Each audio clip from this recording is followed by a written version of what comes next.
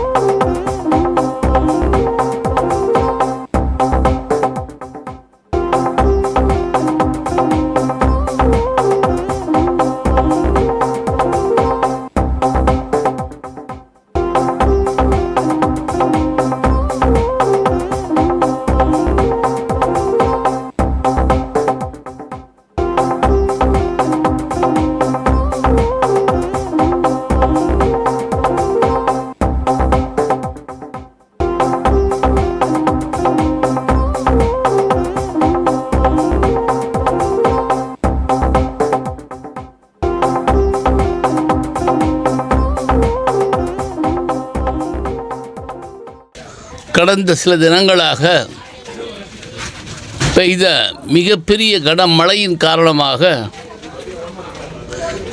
ஏராளமான பாதிப்புகள் ஏற்பட்டு மக்களுடைய சாதாரண வாழ்க்கை மிகவும் பாதிக்கப்பட்டிருக்கிறது.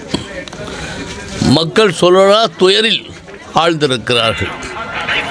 வீடு இழந்தவர்கள், பொருள் இழந்தவர்கள், உடைமை இழந்தவர்கள், உயிரிழந்தவர்களும் இதில் அடக்கம்.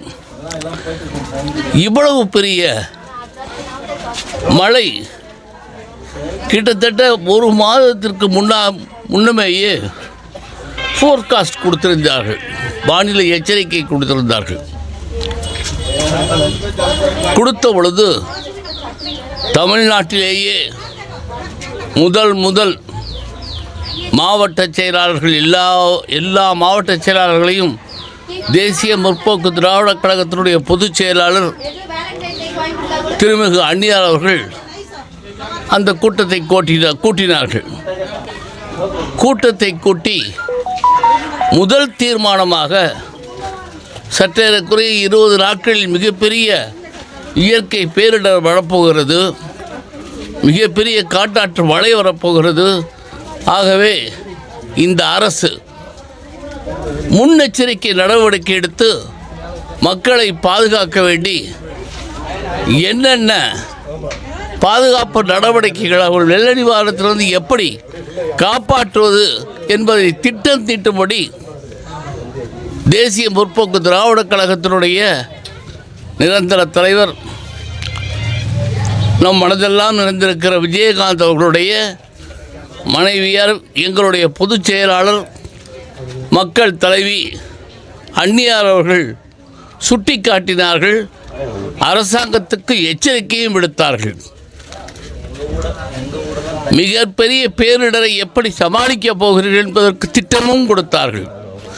அந்த அளவுக்கு மக்களை பற்றி தினந்தோறும் சிந்தித்து எதிர்வரும் காலங்களில் எப்படி மக்களுக்கு நல்லது செய்ய வேண்டும், எவ்வாறெல்லாம் நல்ல திட்டங்களை தர வேண்டும், எவ்வாறெல்லாம் இந்த மக்களை பாதுகாக்க வேண்டும், திட்டங்கள் தீட்டி தினந்தோறும் மக்களை பற்றி சிந்தித்த அன்புக்குரிய பெரும் மரியாதைக்குரிய மக்கள் தலைவி அந்நியார் அவர்கள் சொன்னார்கள். ஆனால் துன்பம் நமக்குத்தானே, துன்பம் மக்களுக்குத்தானே.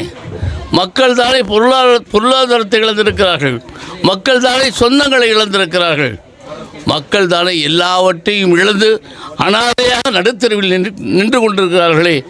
இதை எப்படி பார்ப்பது?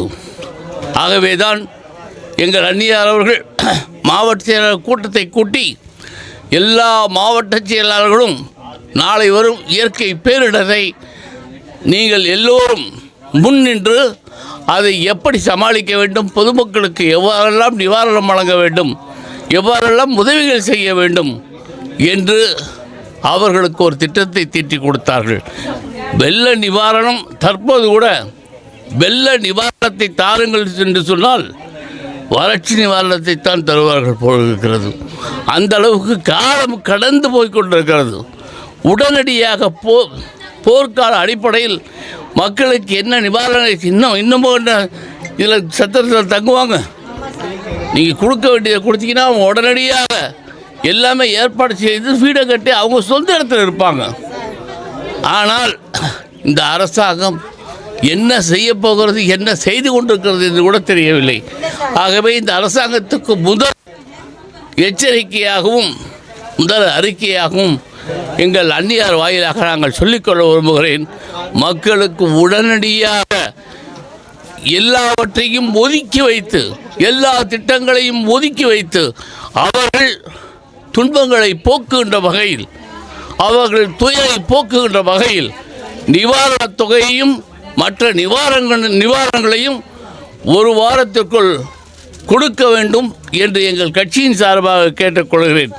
நடவடிக்கை ஒருவேளை இதில் தாமதம் ஏற்பட்டால் அந்நியவர்கள் மறுபடியும் சொல்லி என்ன செய்ய வேண்டுமோ மக்கள் தலைவர்கள் மக்களுக்காக செய்வார்கள் என்ற எச்சரிக்கையும் இங்கே விடுத்து உடனடியாக நிவாரணம் தர வேண்டும், உடனடியாக மக்கள் தொகையை தீர்க்க வேண்டும்.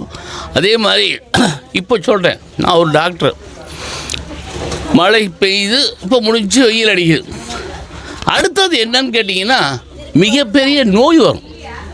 ஏன்னா இந்த வாட்டர் பொல்யூஷன், வாட்டர்னால் தண்ணியினால் எல்லா தண்ணியும் ஒன்றா கலந்துருச்சா இல்லையா? அந்த தண்ணி ஒன்றாக கலந்திருக்கும் பொழுது அவர்களுக்கு உணவு சம்பந்தமான நோய்கள் வரும். வயிற்றுப்போக்கு, வாந்தி இதுவெல்லாம் வரும். அதை தீர்க்கின்ற வகையில் நிறைய முகாம்களை அமைக்க வேண்டும். நிறைய முகாம்களை அமைத்து அவர்களை அந்த நோயிலிருந்து காப்பாற்றுவதற்கு உடனடியாக என்ன நடவடிக்கை எடுக்க வேண்டும். மருந்து கொடுத்து தீர்ப்பதை விட அதை அந்த நோய் வருமுன் காப்பது தான் சால சிறந்தது என்று சொல்வார்கள். ஆகவே அம்மாதிரி நோய்கள் வராத வண்ணம் பூச்சிக்கொல்லி மருந்து இது பெனாயில் எல்லா மருந்துகளும் எல்லா தமிழ்நாடு முழுவதும் அடித்து அந்த பூச்சிக்கொல்லிகளை கொன்று மக்களுக்கு நிரந்தரமான நிவாரணமாக நோயிலிருந்து காத்திட வேண்டும் என்பதையும் நான் சொல்லிக்கொண்டு நிறைய ஆஸ்பத்திரி வசதிகளை ஏற்படுத்தி தர வேண்டும். அதற்கான தற்காலிக முகாம்களை நிறைய ஏற்படுத்தி வர வேண்டும் என்று இந்த அரசாங்கத்தை கேட்டுக்கொண்டு விழித்து கொண்டு சற்று மக்களை காப்பாற்றுமாறு தேசிய முற்போக்கு திராவிட கழகத்தின் சார்பாக தலைமை கழகத்தின் சார்பாக கேட்டுக்கொண்டு விடைபெறுகிறேன். நன்றி, வணக்கம். தினசரி நடப்பு நிகழ்வுகளையும் கல்வி, விளையாட்டு, அரசியல், வாழ்க்கை முறை, மருத்துவம், தொழில்துறை, சினிமா, பொழுதுபோக்கு போன்ற பல்வேறு நிகழ்ச்சிகளையும் உடனுக்குடன் காண கேப்டன் டிவி மற்றும் கேப்டன் நியூஸ் சமூக வலைத்தள பக்கங்களோடு இணைந்திருங்கள். உங்கள் வணிகத்தை கேப்டன் டிவி மற்றும் கேப்டன் நியூஸில் விளம்பரத்தின் மூலம் மேம்படுத்த விருப்பமா? உடனே கீழே கொடுக்கப்படும் எண்ணிற்கு தொடர்பு கொள்ளுங்கள்.